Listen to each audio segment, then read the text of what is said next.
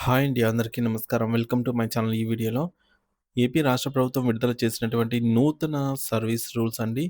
New service rules 2026 మరి ఇవి ఎవరికి వర్తిస్తాయి? కొత్తగా చేర్చిన అంశాలేంటి ఇందులో?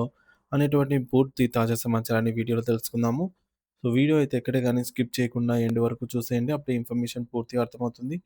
అలాగే వీడియో చూస్తున్న ప్రతి ఒక్కరు వీడియోకైతే లైక్ చేయండి ఫ్రెండ్స్. ఈ వీడియోని తోటి ఉద్యోగ, పెన్షన్ మిత్రులతో అయితే షేర్ చేయండి. కొత్తగా మన ఛానల్ చూస్తున్నవారు ఇంకా ఎవరైనా సబ్స్క్రైబ్ చేసుకున్నట్లయితే వెంటనే మన ఛానల్‌ని అయితే సబ్స్క్రైబ్ చేసుకోండి. సో, దీని ద్వారా నేను చేసే లేటెస్ట్ వీడియోస్ అన్నీ మీ వరకు రీచ్ అవుతాయి. ఇక ఆలస్యం చేయకుండా వివరాల్లోకైతే వెళ్ళిపోదాము. ఫ్రెండ్స్, ఇక విషయానికొచ్చినట్లయితే ఆంధ్రప్రదేశ్ రాష్ట్ర ప్రభుత్వం తన ఉద్యోగుల కోసం అత్యంత ప్రతిష్టాత్మకంగా రూపొందించిన Andhra Pradesh civil services pension rules 2026 ముసాయిదాను విడుదల చేయడం రాష్ట్ర వ్యాప్తంగా పెద్ద చర్చకు దారితీసింది. దశాబ్దాల కాలంగా అమల్లో ఉన్న 1980 నాటి పాత నిబంధనల స్థానంలో మారుతున్న కాలానికి మరియు సాంకేతికతకు అనుగుణంగా ఈ కొత్త నిబంధనలను ప్రభుత్వం తీసుకొచ్చింది. ఈ కొత్త రూల్స్ ప్రధానంగా ఎవరికి వర్తిస్తాయనే విషయంలో ప్రభుత్వం చాలా స్పష్టత అయితే ఇచ్చింది. 31 ఆగస్టు 2004 లేదా అంతకంటే ముందు ప్రభుత్వ సర్వీస్‌లో చేరి ఉద్యోగులకు మాత్రమే సో, అప్పట్లో చేరిన ఉద్యోగులకు మాత్రమే ఈ సర్వీస్ రూల్స్ వర్తిస్తాయి.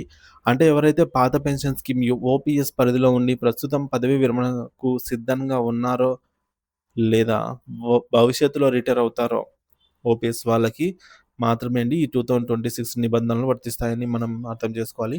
మరోవైపు ప్రభుత్వంలో పనిచేస్తున్నప్పటికీ కాంట్రాక్టు లేదా ఔట్‌సోర్సింగ్ మరియు డైలీ వేజ్ రోజువారీ కూలీ ప్రాతిపదికన విధులు నిర్వర్తిస్తున్న ఉద్యోగులకు కూడా ఈ యొక్క సర్వీస్ రూల్స్ వర్తించవన్నమాట. ఇప్పుడు ఏవైతే 2026లో వచ్చాయో అవి. మరి ఎందుకు వారు శాశ్వత సర్వీస్ నిబంధనల కిందకి రారు?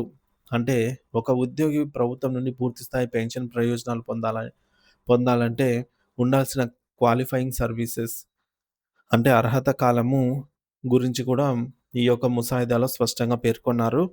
మరి పెన్షన్ పొందడానికి కనీస అర్హత సర్వీస్‌ను 10 సంవత్సరాలుగా నిర్ణయించారు. అంటే ఒక వ్యక్తి కనీసం 10 ఏళ్ల పాటు ప్రభుత్వానికి సేవలందిస్తేనే పెన్షన్ తీసుకోవడానికి అర్హత సాధిస్తారు. ఒకవేళ ఏమైనా వ్యక్తిగత కారణాల వల్ల ఒక ఉద్యోగి స్వచ్ఛందంగా పదవీ విరమణ వీఆర్ఎస్ తీసుకోవాలని భావిస్తే వారు కనీసం 20 సంవత్సరాల సర్వీస్‌ను పూర్తి చేసి ఉండాలి. అప్పుడే వారి వీఆర్ఎస్ ప్రయోజనాలైతే అందుతాయి. ఇక వయసు రీత్యా పదవీ విరమణ పొందే వారికి ప్రభుత్వం ఒక గొప్ప వెసులుబాటునైతే కల్పించింది. అదే వెయిటేజ్ విధానము. మరి దీని కింద గరిష్టంగా 5 సంవత్సరాల వరకు అదనపు సర్వీస్ అయితే కలుపుతారు. అయితే ఇక్కడ ఒక కండిషన్ ఉంది. ఈ అదనపు వెయిటేజ్ కలిపిన తర్వాత కూడా మొత్తం సర్వీస్ కాలం 33 సంవత్సరాలకైతే మించకూడదు. అంటే సర్వీస్ అనేది 33 ఇయర్స్ మాత్రమే గరిష్ట పరిమితిగా అయితే ప్రభుత్వం నిర్ణయించింది కాబట్టి. ఇక పెన్షన్ లెక్కించే విధానంలో ప్రభుత్వం అత్యంత పారదర్శకమైన ఫార్ములాను ప్రవేశపెట్టింది.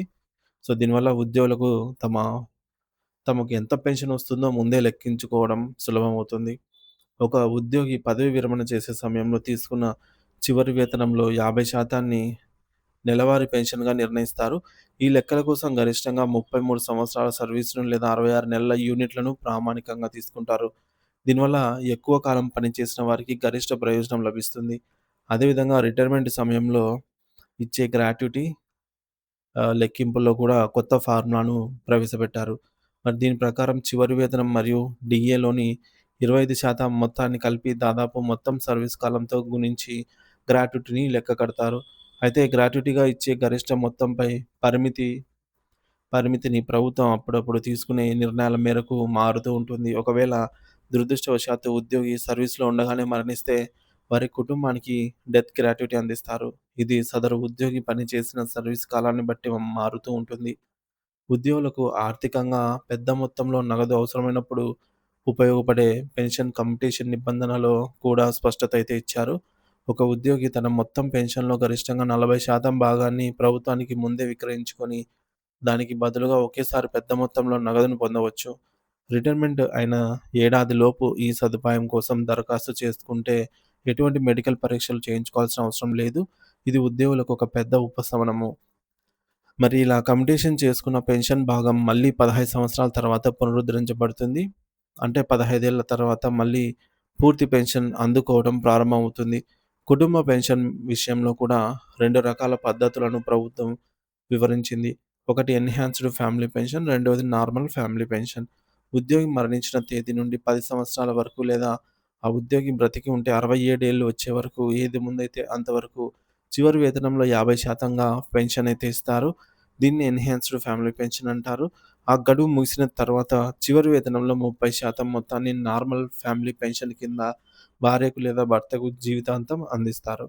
ఇక పిల్లలకు మాత్రం 25 సంవత్సరాల వయసు వచ్చే వరకు లేదా పెళ్లి అయ్యే వరకు ఆహ్, లేదా వారికి ఉద్యోగం వచ్చే వరకు మాత్రమే ఈ పెన్షన్ అనేది అందుతుంది.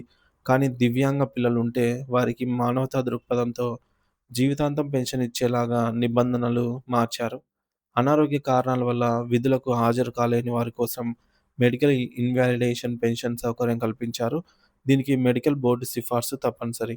అలాగే క్రమశిక్షణా చర్యల్లో భాగంగా ఎవరినైనా కంపల్సరీ రిటైర్మెంట్ చేయిస్తే వారికి రావాల్సినటువంటి పెన్షన్‌లో కనీసం మూడింట రెండో వంతు 2/3 భాగం పెన్షన్‌గా ఇచ్చేలాగా నిబంధన రూపొందించారు. ఈ పెన్షన్ ప్రక్రియ అంతా ఇకపై నిధి వంటి అత్యాధునిక ఆన్‌లైన్ ప్లాట్‌ఫార్మ్ ద్వారా అయితే పారదర్శకంగా జరుగుతుంది.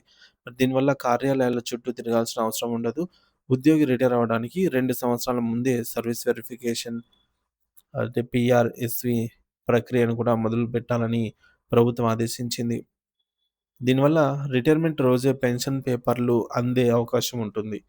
అయితే ఉద్యోగి ఏదైనా తీవ్రమైన నేరంలో పాలుపంచుకున్న లేదా డిపార్ట్మెంట్ ఎంక్వైరీలో దోషిగా తేలినా వారి పెన్షన్ మరియు గ్రాట్యుటీని ఆపివేసే పూర్తి అధికారం ప్రభుత్వానికి ఉంటుందని హెచ్చరించారు.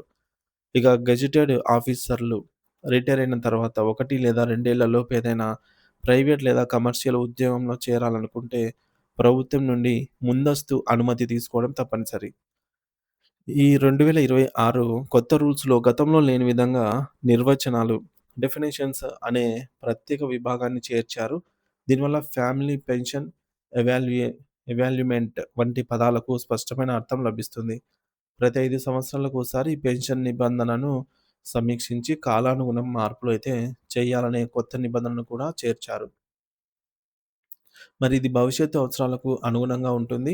గతంలో ఉన్న సగటు వేతనం లెక్కించే విధానాన్ని తొలగించి, కేవలం చివరి వేతనం ఆధారంగానే పెన్షన్ ఇచ్చేలాగా సరళీకరించారు. అప్రెంటిస్ లేదా కాంట్రాక్ట్ పద్ధతిలో చేసిన పాత సర్వీసును ఇకపై పెన్షన్ కోసం పరిగణలోకి తీసుకోరు.